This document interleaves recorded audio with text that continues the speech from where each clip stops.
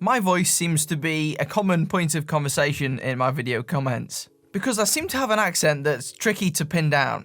Turns out I'm from the home of cheap drugs and knife crime, Stoke-on-Trent, or at least the outskirts of it. While these days it's a hive of criminal activity, years ago it was much different. This was once an industrial hub and the home of world pottery production. This locale was also the birthplace of Reginald Mitchell, designer of the iconic Supermarine Spitfire, which saw action in the skies of World War II. It's some pretty cool history, and this Avi-8 brand seem to think so too, because they've sent me this watch which is inspired by that very same aircraft.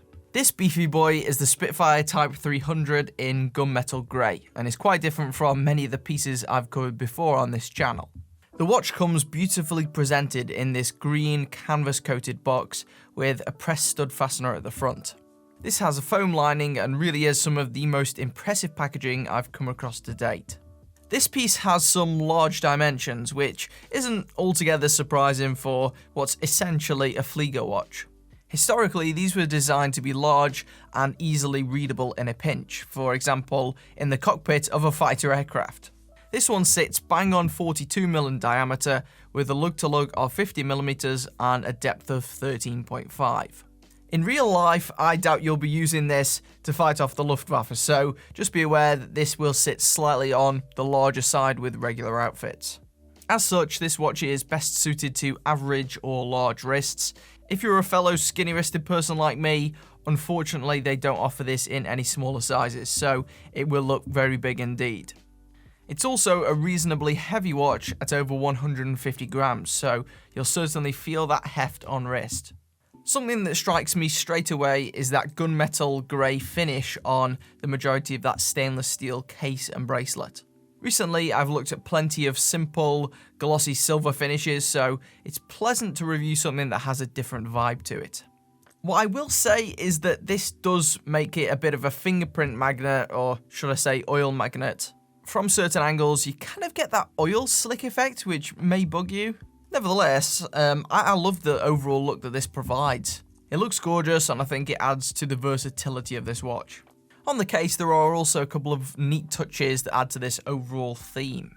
One is the shallow wings that are engraved into either side of the crown. These even have the famous upward Spitfire trajectory, and I think add some interest without being too in your face. The crown itself is described on their website as being inspired by the propeller, and I think that's true. If you look at that bulbous shape, you can easily make out that nose cone structure. Functionally, it works fine. I'd maybe like a little bit more grip on this one. The raised sections aren't the sharpest. 50 meters or 165 feet of water resistance is what you can expect to get with this piece, which is solid though not spectacular. The stock bracelet is very well integrated and has that same color and finish. It's constructed of high quality solid links, including solid end links, and a signed clasp that feels better than it looks, including 3 levels of micro adjustment. For most people, I think this is more than keepable and usable. Maybe a black NATO strap would be a good substitute if you wanted a more casual look. Something else that really impressed me, which I didn't expect from the online pictures, is the dial.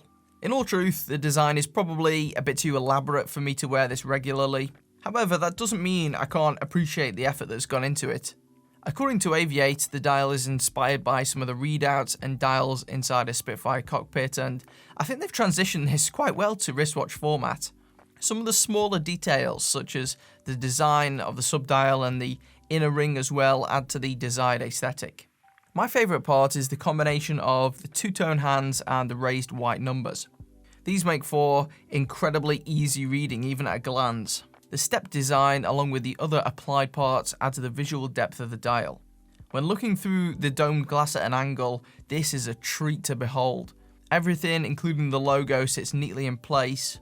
From looking at static photos online, you don't get a sense of how much depth is really here. If there was anything I could adjust, I'd maybe like to see those screws, real or not, positioned more in line with the 3 and 6 o'clock positions, rather than sitting staggered. Though maybe that would ruin the layout and spacing of other elements. The crystal is sapphire with an anti-reflective coating. I'd want this type of watch at this sort of price to feature that, so it's nice to see they haven't cut corners. The AR coating is very effective at reducing reflections, helping to make this arguably the most legible wristwatch I've reviewed on the channel so far, even in direct sunlight. This grey version is one of 4 colour variants that are available to pre-order at the moment. You'll notice that this one features a dark date wheel which fits the look very well, though I think they probably could have gotten away with the white one if they wanted to. Both colours would have fitted the overall look of this watch. That brings us to the movement then. This is a Miyota 8218 automatic movement, which is a 21 dual movement that provides the date and small seconds functionality. This is non-hacking and has about a 40-hour power reserve.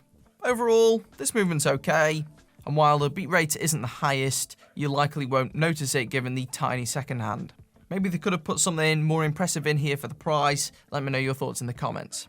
I have to say, I am a sucker for the Spitfire-shaped rotor, which looks very cool and doesn't harm the functionality in any way. I think it's much better positioned here rather than being plastered somewhere on the front of the watch. You get that Spitfire shape somewhere without it looking tacky. Outside of the movement, which is Japanese, it comes from China, as far as I can gather, though I can't find any regional manufacturing information on the website. The retail price for this one, at the time of recording at least, is about £350. Some of the other colours are a tad less. I won't be surprised if you saw them fluctuating given the current pandemic. Considering what you're getting and how much effort has gone into the design, I think that's okay. Albeit not great value. I'd like to see this for closer to $250, maybe $200. Currently, you get a 20% discount when you pre-order this as it releases later this year. That would make it £280, which is somewhat fairer. I'll link it in the video description if you want to take a look.